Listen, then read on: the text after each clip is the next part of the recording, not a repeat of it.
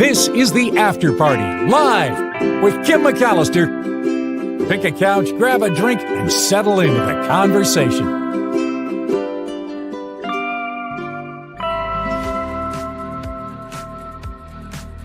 I just had a sip of my vanilla tea. Everything is good. Hi, everybody. Welcome to the After Party Live on a Travel Tuesday, where we're going to the jungle.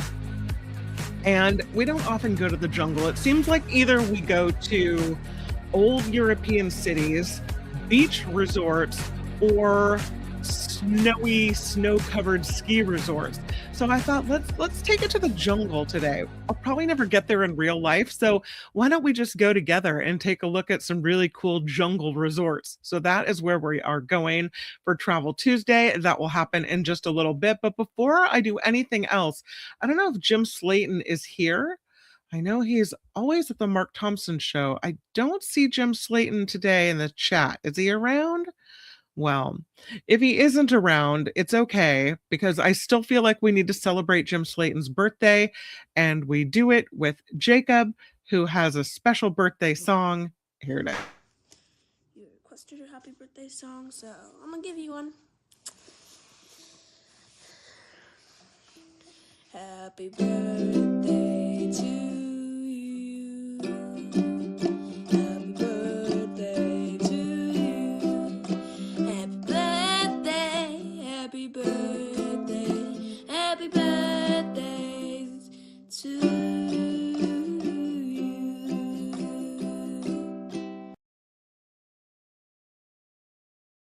Happy birthday, Jim Slayton. Hope you're having a great birthday. If you're out in the world walking the dogs, whatever you're doing, we're thinking of you here on the After Party Live. Thank you for the amazing contribution to that show. Much appreciated.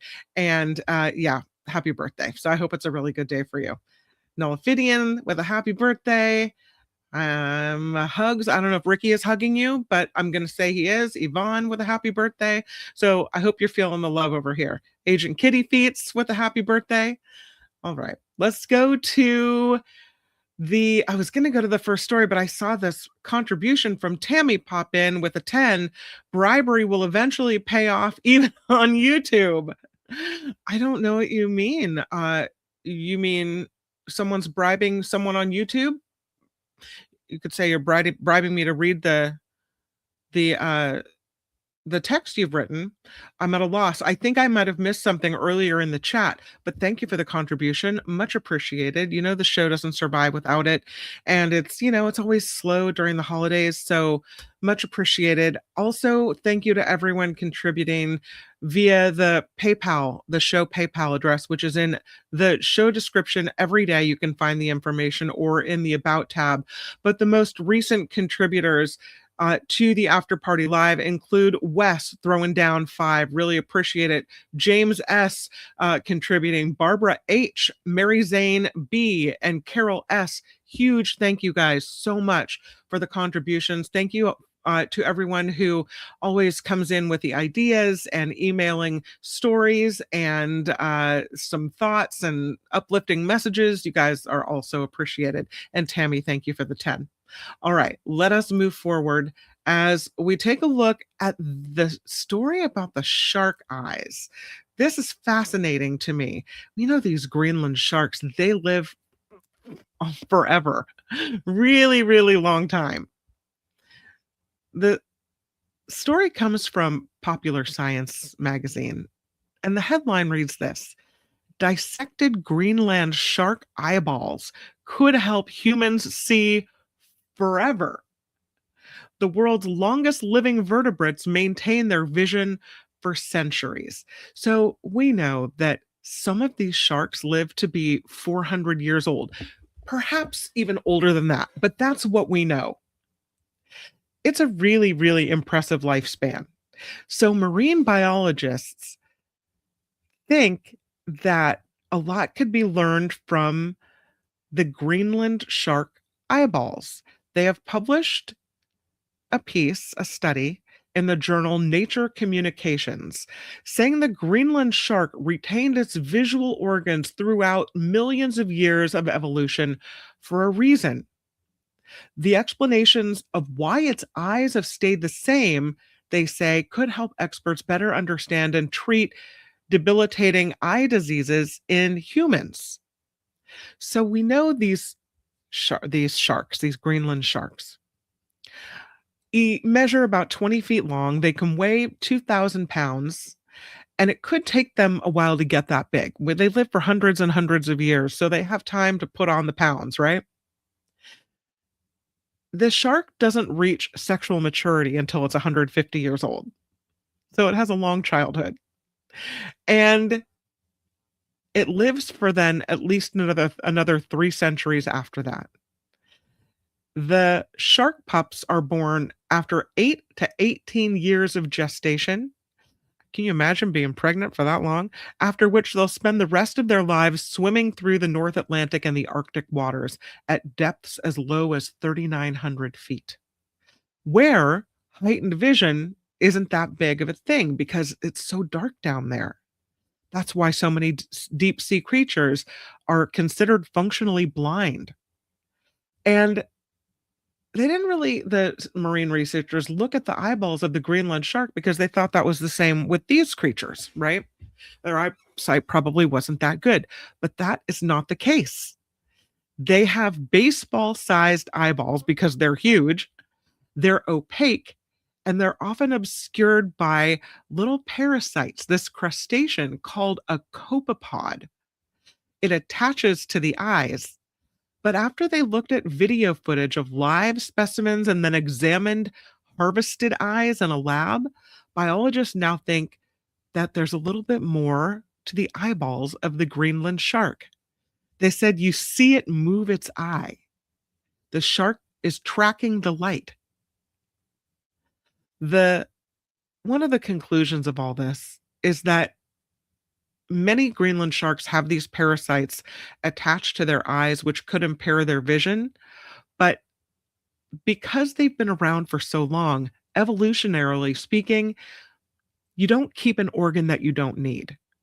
And so the researchers realized this animal is moving its eyeball toward the light, doing it for a reason. So they looked at this 200-year-old eyeball. These are researchers from the University of Copenhagen, marine biologists, working off the coast of Greenland's Disco Island. So they catch this Greenland shark specimen during multiple expeditions between 2020 and 24. They dissected and preserved individual eyeballs before shipping them to a lab.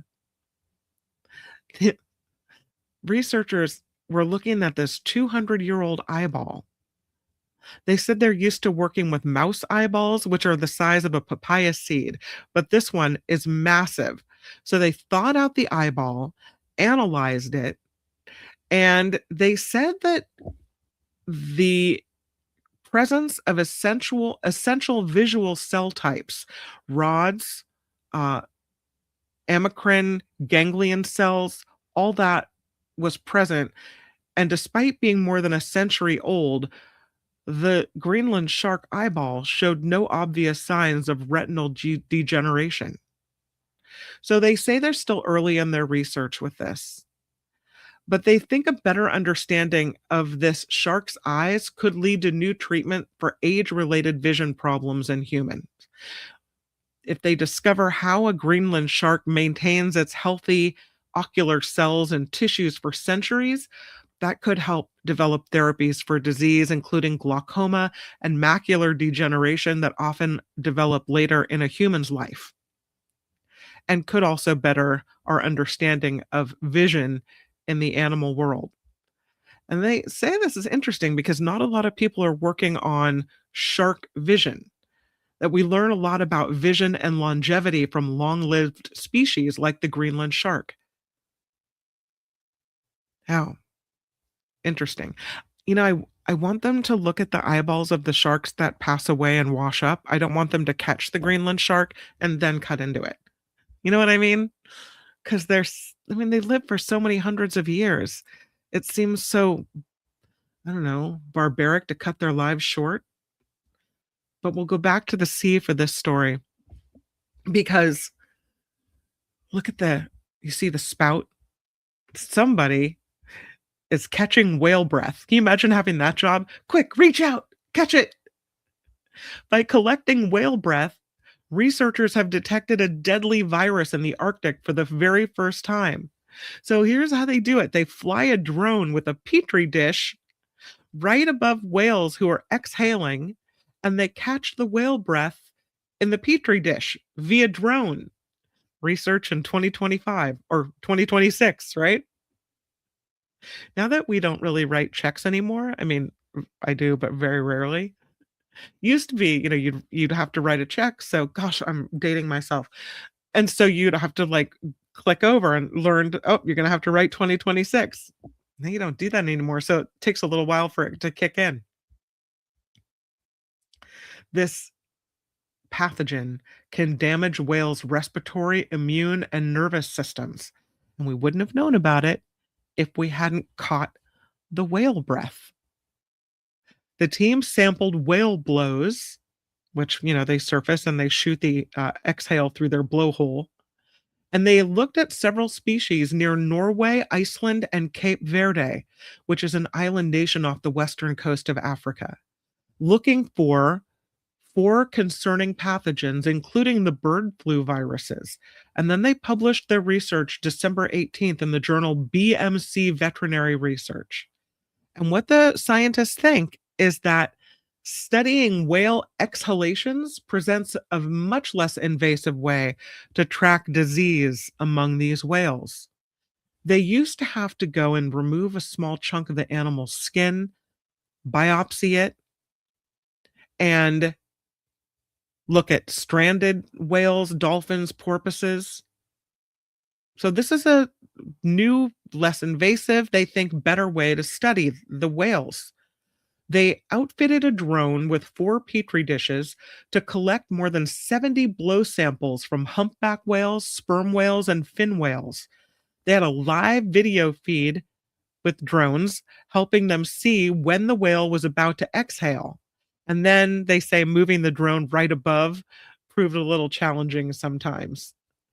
Trying to say, oh, the whale's coming in. Here, get it just right. You got to get it right over the blowhole. They said it's a lot of chaos on the boat trying to collect these samples.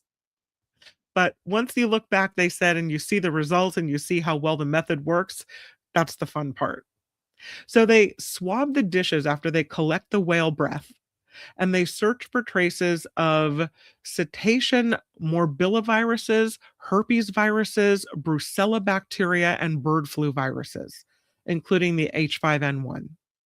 And they said the blow samples collected near northern Norway revealed that dolphin morbillivirus was in 2 groups of humpback whales that had shown no symptoms of illness and a sperm whale in poor health.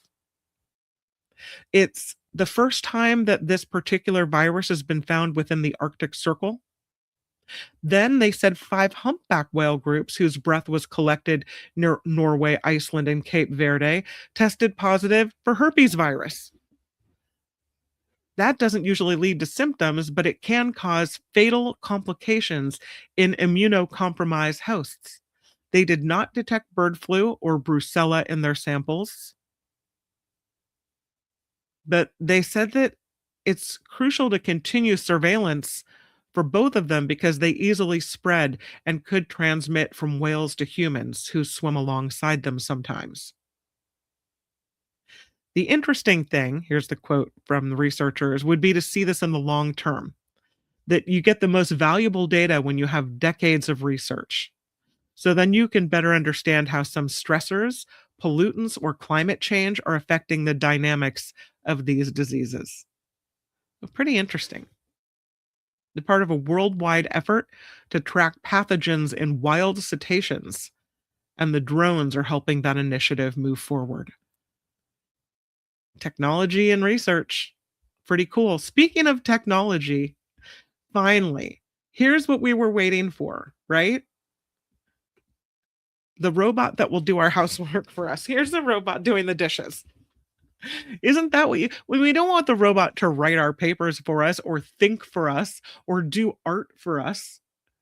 We want them to do the stuff we don't want to do. Fold the laundry, clean the toilet, do the dishes.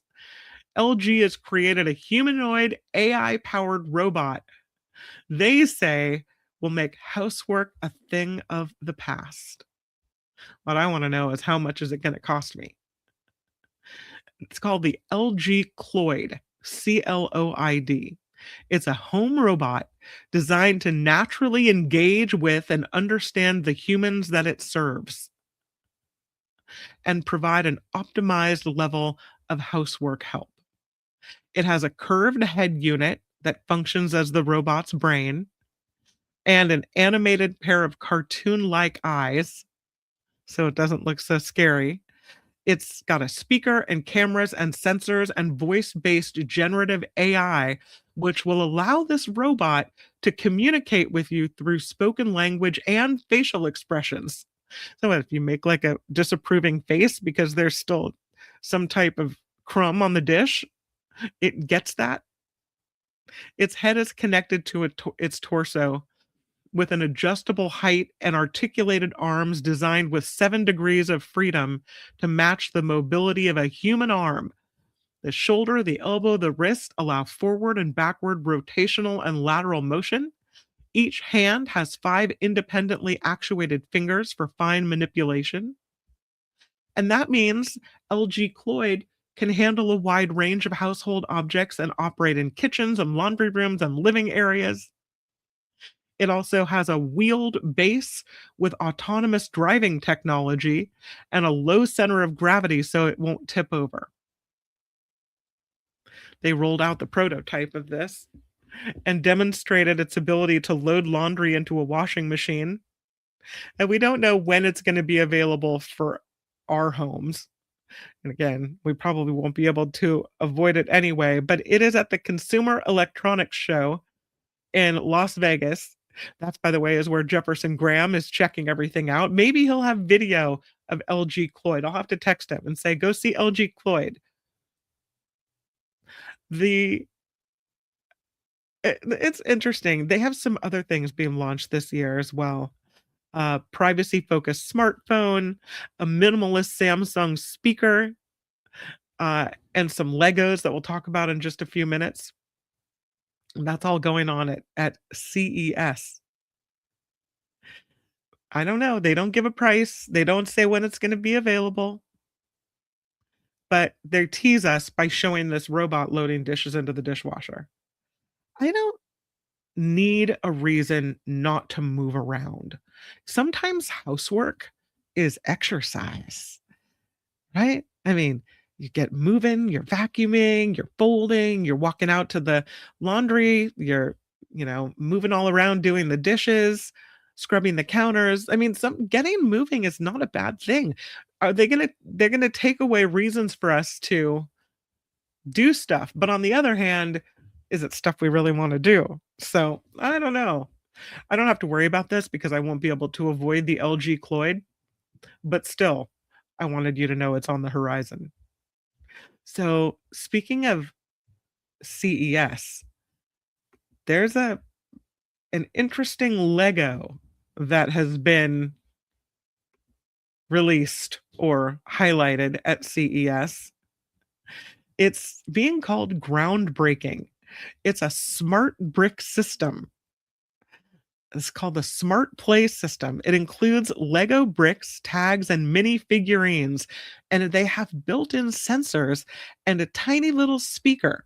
And they are being showcased at CES in Las Vegas. Lego says their Smart Play System is powered by invisible technologies integrated within a standard Lego brick, a small square-shaped tag, and certain figurines that make the pieces light up and play sounds in response to one another and the activity of users. I have another picture of this. I mean, okay. Is it not enough that kids can just build and put things together? You see, there's some toys that, and I mean, I don't want to be a naysayer, but there's some toys that are really that light up and make noises and do all these things, and that's really fun. But there are some toys, Lincoln Logs and Legos, that get your mind moving and things clicking together and your imagination going to build. I don't know if we need to smart Lego this technology. I know. And once again, old lady mentality, right? Okay, let's get our mind into the Legos of 2026 because here they are. The system powered by a smart brick, which contains a custom-made measuring smaller than a standard Lego stud. So that would be like the little circle, one of the circles that clicks in. That's the stud, right? I think it's because I'm Lego savvy over here. The platform is powered by the Lego Smart Brick, packed with groundbreaking, world first technologies that mean Lego builds can respond to how they're played with for the very first time. The brick tags and the mini figurines react in real time to bring an interactive play experience to kids that is full of exploration and imaginative storytelling, according to Lego. So the brick has sensors, accelerometers, light sensing, a sound sensor, and a mini speaker driven by an onboard synthesizer that creates this interactive play. These are going to be some expensive Legos. The brick and the tags are affixed to the Lego builds, while the mini figurines make noises when they're played with. It works like contactless tech, they say, and uses copper coil, magnetic fields, and Bluetooth to interact. So this new smart Lego system launches in March of 2026. The first pieces will be available as part of 3 different Star Wars sets, and fans will be able to unlock smart features like lightsaber hums with the smart mini figurines of Darth Vader and Luke Skywalker, the engine roar of an A-Wing, and you can listen to the Imperial March with Emperor Palpatine sitting on his throne. This is according to Lego. The bricks have to be charged wirelessly on a yellow dock, and Lego says it's going to expand this system with new updates, launches, and technology. So they have found a way to move forward the Lego toy. They did not say how much it will cost when it debuts in March, but I expect that this is going to be sought after and very, very expensive. Look at this giant elk. He's a big one. This elk weighs about 300 pounds. It was caught on a new wildlife cam in northern Michigan in the Gaylord area. It has a herd of 60 elk in this area, one of the largest wild herds in the United States. Apparently, very, very healthy elk in this region. Super cold weather.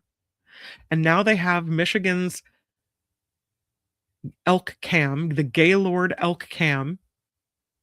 And from the comfort of your home, you can hop online and see what's going on with the elk out in Gaylord, Michigan. It's a live stream. You can watch the 60-member herd in Elkview Park in the wintertime. The folks that manage the herd, they did a study in 2017, and they said that about 60% of visitors in that area are there to view the elk or participate in elk viewing. So it's very popular. Elk viewing is a highlight not only for visitors but locals in Gaylord, Michigan. The camera run by the Gaylord Area Convention and Tourism Bureau. The city's elk herd roaming on 108 acres, and it is a tourism hotspot in Michigan's Lower Peninsula. They put the webcam near the feeding area where they feed the elk corn, hay, sugar beets, and vitamins. And some of the male elk, or bulls, weigh more than 800 pounds and are over 6 feet tall. Those are big ones. The city's herd started with 3 elk, and they were rescued when a local nature center closed. And now this is this massive wild elk herd. So that's pretty cool. I'll put the link to the story in if you want to go and look at the elk cam. I'm telling you, sometimes you just need to veg out on something interesting and fun. Okay, I'm putting the link in the chat if you're interested. Did I get that? Yeah, there it is. The Michigan new elk cam. Let's see if I don't know if I can bring it up or not. It's always messing things up when I try to do something on the fly like this. I don't know. Okay, here it is. Here's the link. The elk viewing in Gaylord, Michigan. Okay, let me bring this up. Because why not, right? Got to take a look at the elk. It is very wintry in Gaylord, Michigan. And here's what it looks like. So here is the elk website, elk viewing in Gaylord, Michigan. And here is the elk cam. Let's see what they're doing. Oh, you can see them walking around. There they are at the feeding zone. I can make this full screen. There it is. Looks like they're on the move. There's a few of them still feeding. I love wildlife cams. So much fun. So chilly. Just looking at that scene makes me chilly. It's okay. We're going to the jungle later, so we're only going to be cold for a minute. Look at that big one on top of the hay bales and those massive antlers. He's amazing. They kind of have heart-shaped butts. I don't know if I can. No, I can't make it any bigger. So that's what's going on in Gaylord, Michigan. The link's in there. You can log in anytime you want to check out what's going on with the elk in Michigan. Very wintry and very cool. Here's this interesting story about this car. This is a Dutch car, and it was designed by students so that you can repair it yourself. If you're one of those people that wants to fix your own car easily, sure. It's a modular electric car that you can repair yourself. It was built by students from the Eindhoven University of Technology, and it comes with a built-in toolbox and components that can easily be repaired or replaced without the knowledge of a car specialist. So it's a do-it-yourself kind of deal. These students focus on developing concepts for future sustainable vehicles, and they've described this car, they call it the Aria concept, as a modular electric city car that you can repair all by yourself. Aria stands for Anyone Repairs It Anywhere. ARIA. Anyone repairs it anywhere. They built it using standardized components, including a battery, body panels, and internal electronic elements that can all easily be removed and replaced if any problem happens. There's an instruction manual and a diagnostics app that provides detailed information about the car's status. And they say you should be able to carry out your own maintenance just given the tools in the car's built-in toolbox. So it's not a bad looking little car. It has cool doors that come up like the old DeLorean. Oh, kind of cool. Here's the way it looks from the back. From the front, it looks kind of sports car-y, and from the back, it looks a little like less impressive. It looks a little hatchbacky, but it's still cute. And you could fix it yourself. Think of all the money you'd save. There it is from the back. It's not bad, right? It's got cool tail lights. I don't know why I always ascribe tail lights to like a human facial features. That one looks like a frown, perhaps. I like this picture of it better. So there it is. The students said their project was to challenge current manufacturing practices, making electric vehicles difficult to repair. Parts can be hard to obtain. The batteries often integrated into the chassis. They said they wanted to show the automotive industry that sustainable and practical design would be achievable. If we can build this within a year, there are opportunities for this industry. So it does. You open the top of it, and I have to show you the little toolbox it comes with. Very easy. Imagine how nice this would be if you broke down on the side of the road. You have a little instruction manual. You can kind of troubleshoot it yourself. You go to the front of the car, open up the hood or the bonnet, depending on where you live. And there it is. See there? Right in the middle. Your little toolbox is there. So you can fix all the connections. I like that the headlights of this are little X's. That's kind of cool too. There's your toolbox. So get to work. AAA isn't coming to help you. You could do it yourself. That's the whole point of this car. Legislation adopted by the EU in 2024 requires manufacturers to provide tools, parts, and repair information for many of their electronic products. But so far, electric cars have been left out of all this. So these designers are hoping the project will encourage policymakers to improve right to repair directives while providing a case study for automotive manufacturers to follow when designing future electric vehicles. They said, with ARIA, we show what is possible and hope to encourage the EU to apply those rules to passenger cars as well. The article, by the way, comes from Dezeen, Dezeen magazine. It's a design magazine. One of the things they said is that one of ARIA's key innovations is the inclusion of a battery pack made up of 6 smaller 12-kilogram batteries that can be detached and replaced by hand. The vehicle's exterior has quick-release body panels that offer instant access to components behind and can also be replaced if they get damaged. I guess you can even do your body work just by a new panel. Pop it in. The car's design displays a simple, compact body shape with eye-catching scissor doors that open upwards. It has a range of about 220 kilometers. Someone has to look that up in miles for me, if you want to know what it is in miles. So that's what it is. Yeah. They only have a team of 30 students working on this product or this project.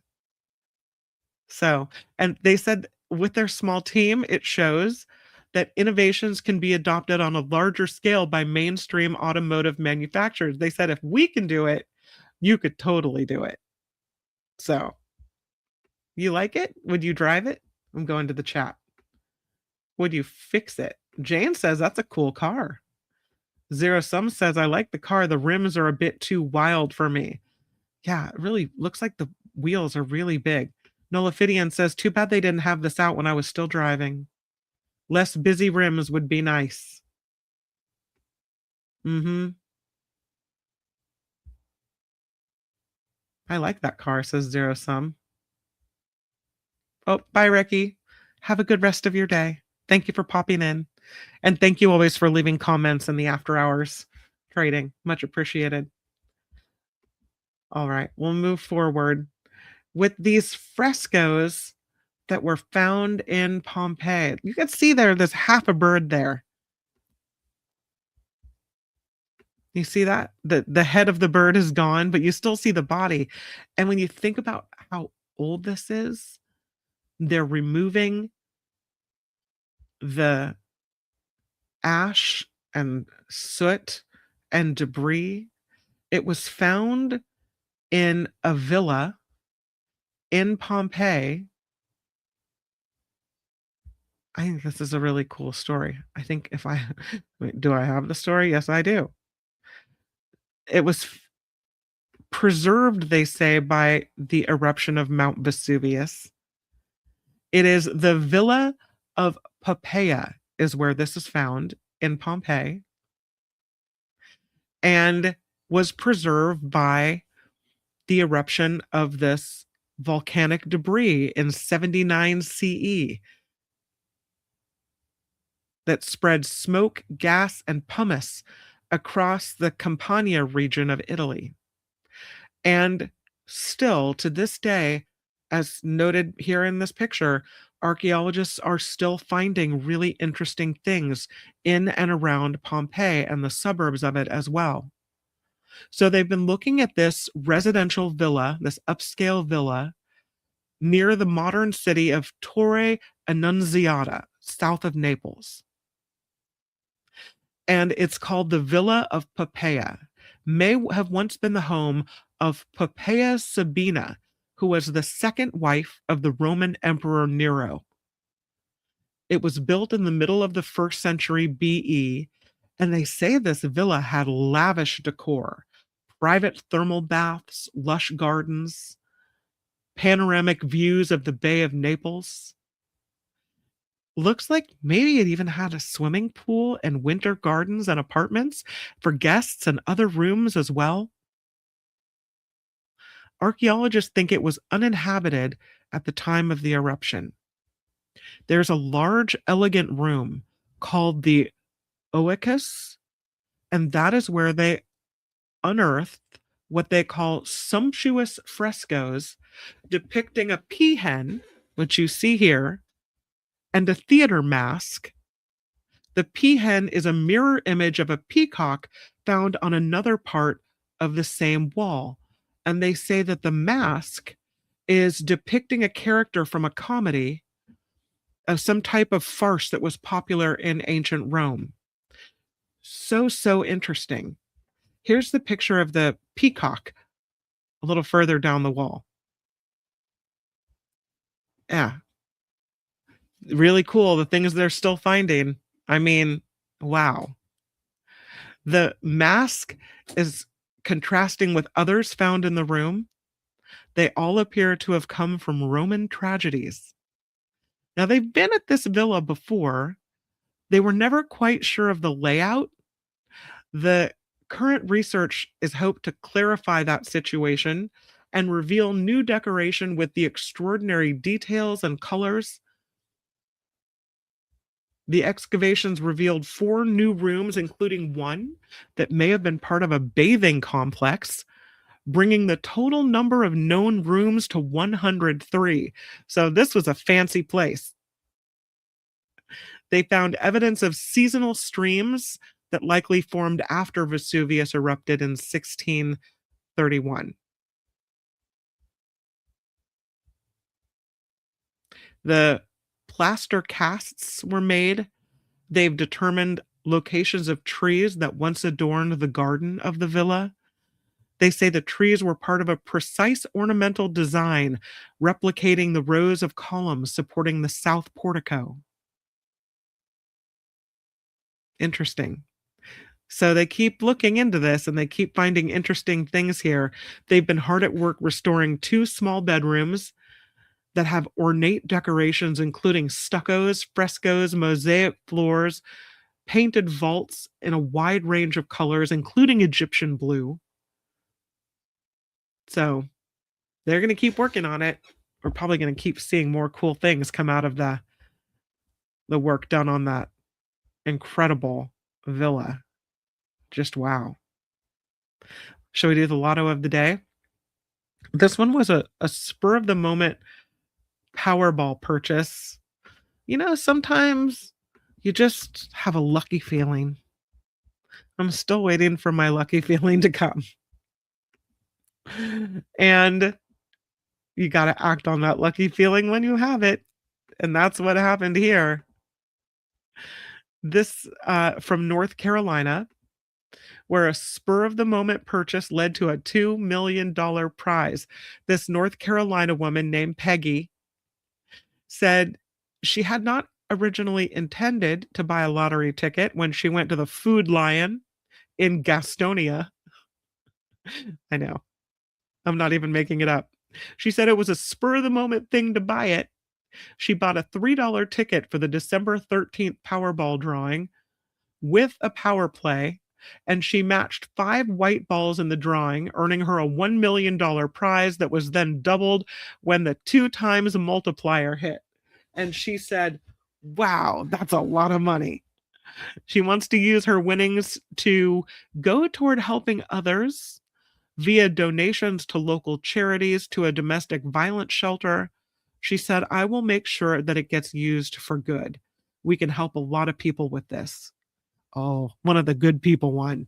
Isn't that nice when that happens? You know, listen, I don't have any problem with the people that say, I'm going to buy a beach house in Hawaii or a ski house in Aspen. That's great. But I love it when the people win that want to help others with it. At least part of it, right? It's funny because $2 million, I'm not saying I don't want 2 million, but now $2 million,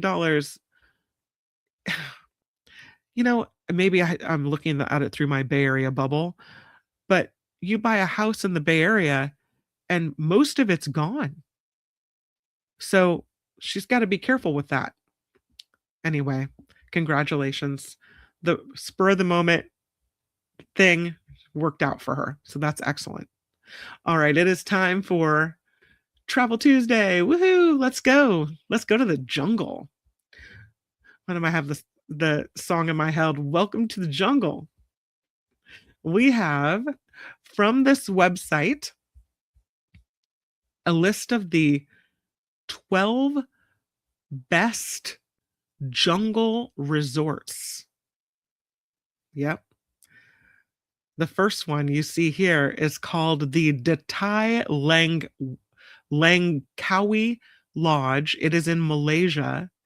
It is a jungle resort haven for people seeking serenity and adventure and luxury all rolled into one. Towering trees, vibrant flora, the symphony of jungle sounds, creating an ambiance unlike any other. This from msnbc.com, by the way. The Datai offerings accommodations from spacious villas to luxurious suites, which will immerse you in the beauty of the rainforest. They have a world-class spa here as well, where they practice traditional Malay healing rituals and modern wellness techniques to combine rejuvenation of the mind, body, and soul, all while you hear the jungle sounds all around you. Here's the next one, is the Finda Forest Lodge. It is in South Africa, and it is a place where they say every moment is an opportunity to reconnect with nature at the Finda in South Africa. And it looks like it has a really cool, like lazy river kind of pool as well. Here's the Finda. That might be nice, hanging out on one of those lounge chairs, hearing the sounds of the jungle around you. You are surrounded by the endangered sand forest. This is a 5-star resort integrated with the natural environment. They'll take you on a guided safari drive. They have rangers leading guests into what they call the Big Five. You can go see the lions, the elephants, the buffalo, the leopard, and the rhinos, and other species as well. And then you can enjoy a private bush dinner under the stars for a more intimate encounter with nature. Again, this is from MSNBC. The next one is the Kayon Jungle Resort. This is in Bali, Indonesia. And one of the first thing they say about the Bayon is that it is truly a memorable experience. I think I have the picture of this one. No, what happened to my picture? Well, yeah. Did I say Bayon? I think I meant Kayon. Let me go back. It's the Kayon. Yes, the Kayon. Kayon Jungle Resort in Bali, Indonesia. And it has a super cool infinity pool, which is really awesome because you are sitting at the edge of this pool and you are overlooking the jungle. And imagine what you could see here at the Kayon. And here's a picture. Imagine yourself right there in that pool, overlooking the jungle. The most enchanting aspect of this secluded jungle resort is its unparalleled access to nature. You can explore the lush jungle trails on foot. They have guides that will take you through and introduce you to folks in the local community and let you see the tropical rainforest. You can take a dip here in the infinity pool overlooking the Sea King Rice Terrace, or you can unwind on your own private terrace at this resort and sip a cocktail and watch the sunset. It's pretty cool. The next one are the Hanging Gardens of Bali, Indonesia. This one looks really fun. Maybe we should set up a trip to go see the Hanging Gardens. Look how lush this place is. That's beautiful. You can kind of see the resort there off to the left a little bit. It's beautiful. It's tucked in a lush rainforest overlooking the Ayung River. Spectacular. Each jungle-inspired villa has a spacious terrace and floor-to-ceiling windows. For people seeking adventure, the Hanging Gardens of Bali offer several activities.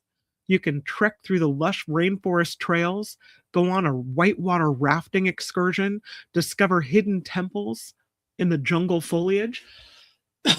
Pardon me. Tea break. And then when you're done with your day of whitewater rafting, come home and soak in one of the resort's pools or enjoy a massage in the spa. It all looks good. Now, this one's my kind of place. This is called Mango Bay, and this is in Vietnam. The jungles of Vietnam. Who thought we would ever be vacationing here? But here it is. This jungle paradise can be a romantic getaway, a family vacation, a place to go alone. It's on the shores of Phu Quoc Island, or Pha Quoc Island. Seafood delicacies served at the restaurant here, and a lot of activities to explore. You can take a guided trek through the jungle, discover hidden waterfalls. There's snorkeling, vibrant marine life to see. That is the Hanging Gardens. How about the Wilderness Safari's Bissage Lodge? This is in Rwanda, with an unparalleled experience amidst the greenery, the lush greenery, and the diverse wildlife in this area as well. Here's the Bissage Lodge. This is something different.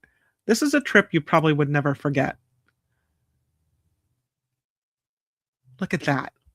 There's these little huts and the pyramid in the center. Yeah. It's a view of the jungle and the wildlife, and it's all in the middle of the volcanic landscape in Rwanda. It is right next to Volcanoes National Park, which is one of Africa's oldest national parks. They have endangered mountain gorillas in the area, golden monkeys, more than 200 bird species, and other wildlife as well. And after you go exploring, you come back to the resort's forest villas and unwind in tranquility. That sounds kind of fun. And so does this. The next one is Secret Bay in Dominica. I'll take the Secret Bay. It is surrounded by jungle, but you also get the ocean experience, and look at how beautiful that water is. Just incredible. The resort sitting on an ocean cliff, and down below, beautiful beaches and water sports taking place. This is an all villa rainforest resort that offers a Caribbean escape with a secluded clifftop location, providing privacy and tranquility with stunning views of the Caribbean Sea. You stay in exquisite villas nestled among the trees, Each one, according to MSNBC, designed to harmonize with the environment and provide comfort. The accommodations often feature covered terraces and private plunge pools, allowing you to unwind and reconnect with nature. They say at Secret Bay, adventure waits around every corner. You can explore the jungle on guided hikes. You could snorkel, kayak, paddleboard, whatever you want to do. The next resort on our trip of jungle resorts is the Maruia River Retreat. This one is in New Zealand, and let me tell you, I'm already loving it. Look at this waterfall. This is incredible. Just wow. So pretty. This is an opportunity to connect with New Zealand's nature. You will be captivated, they say, by a serene atmosphere, the air filled with soothing sounds of the surrounding forest, creating calming whispers of relaxation that wash over you like a gentle breeze. Again, thank you to MSNBC for the article. They say the accommodations are restful, whether you opt for a villa with treetop views or one overlooking the river. You're immersed in comfort and relaxation. And there's a range of activities to investigate here: hiking, yoga. They want you to connect with nature and rejuvenate your spirit. This one looks really far away. We're going to Ecuador to the Mashpi Lodge. And you can see that it looks very remote to me in the mountains of Ecuador. Here is a picture of the Mashpi. Imagine yourself right there in the middle of the rainforest, in the middle of the jungle. But what a beautiful sunset view that is. This is a remote rainforest in the Andean Mountains. If you stay here, you'll see the rooms and suites have floor-to-ceiling windows, so you feel like you're immersed in the jungle surroundings.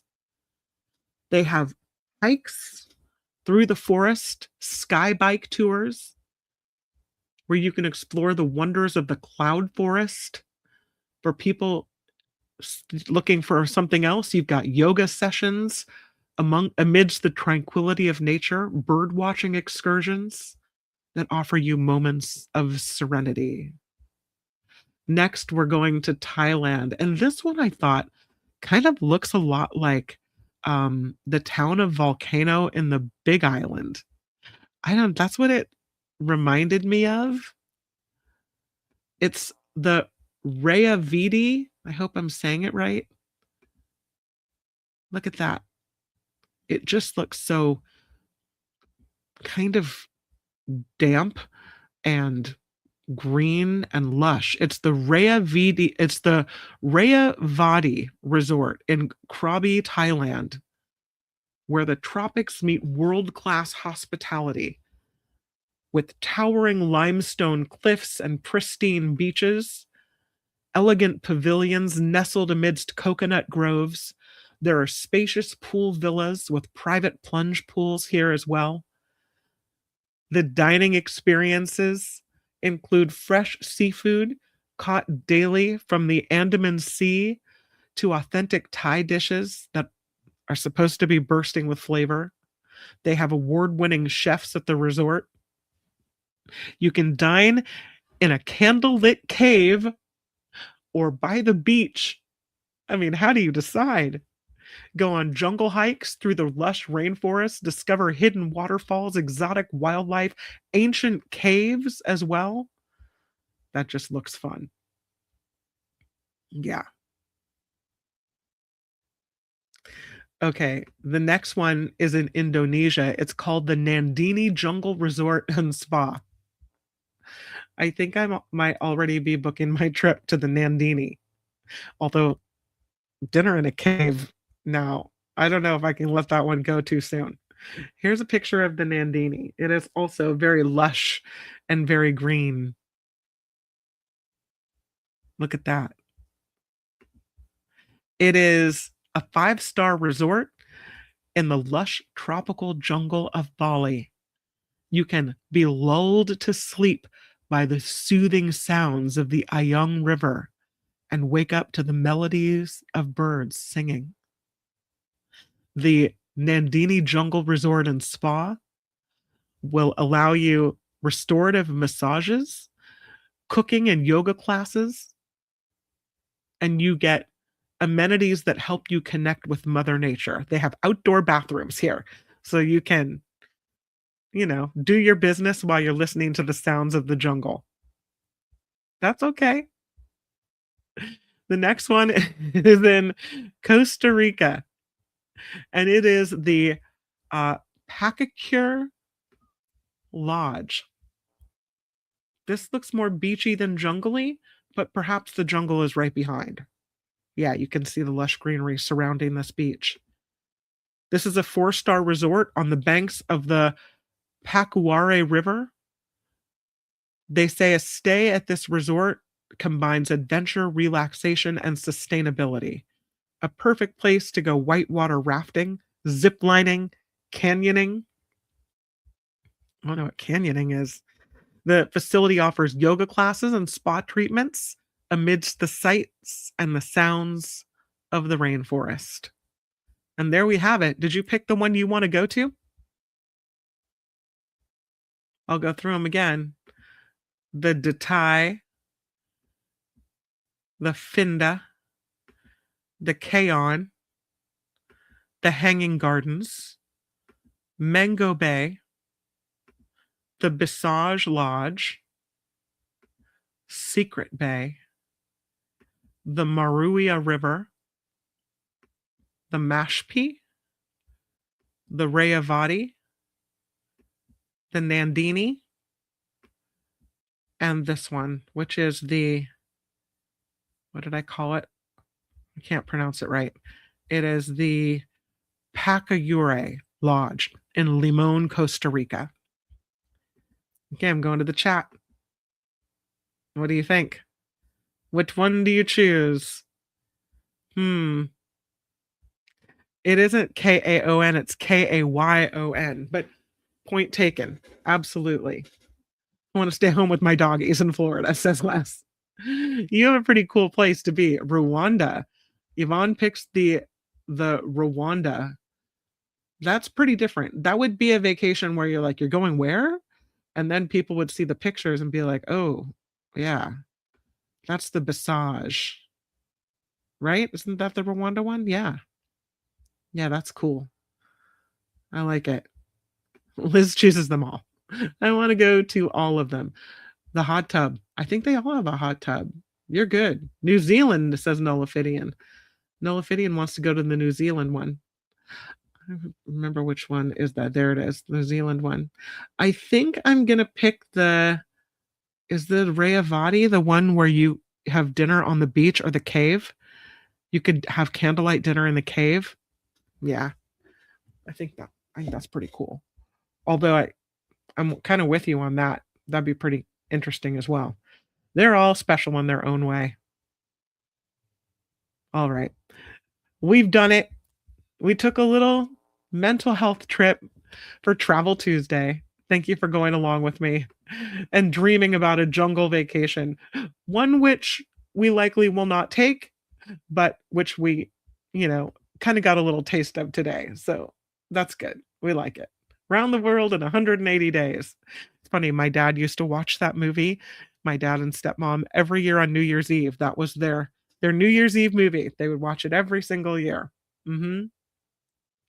I like those houses, says Nullifidian. They're not big square boxes. Yeah, kind of cool looking. Deidre says, my daughter is working in New Zealand until next summer, but I won't go because it's a 14-hour plane ride.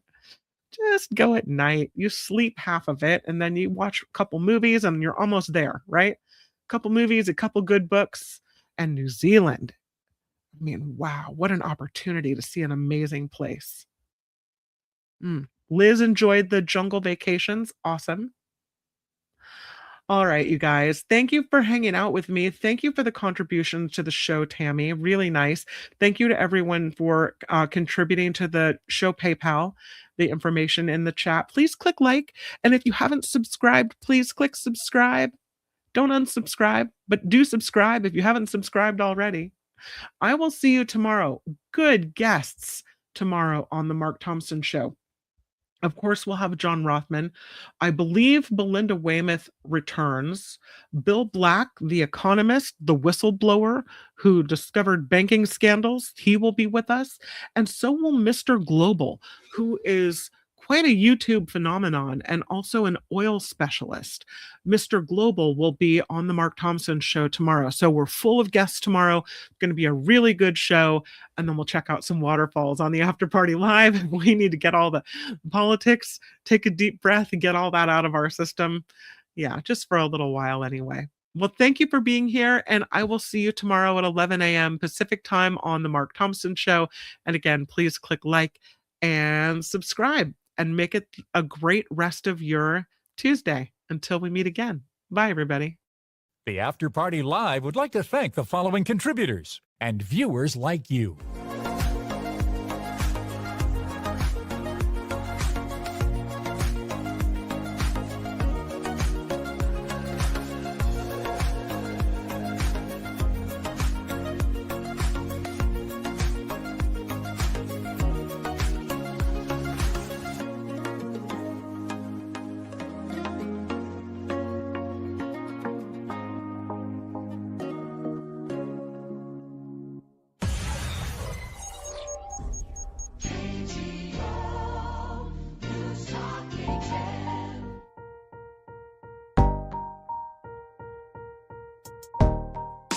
I know, Deidre. Big deal, right? Yeah, he's really popular. We thank Courtney for that one. She's the one that booked him. So he's going to be here tomorrow. Yep. And in the 11 o'clock hour. So you'll want to tune in within the first 10 minutes of the show, I think. So what? Like, is that 11:06-ish? 11:07, maybe? Yeah.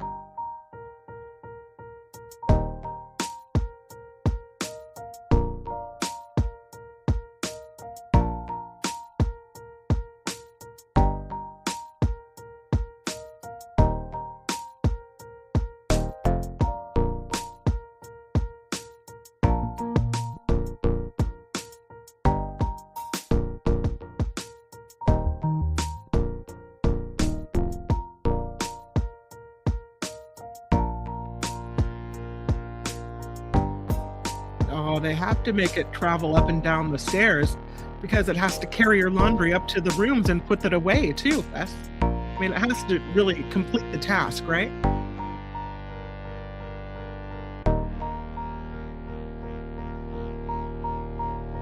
I don't know, Rev, but apparently Mr. Global is a really big deal. We'll find out tomorrow together.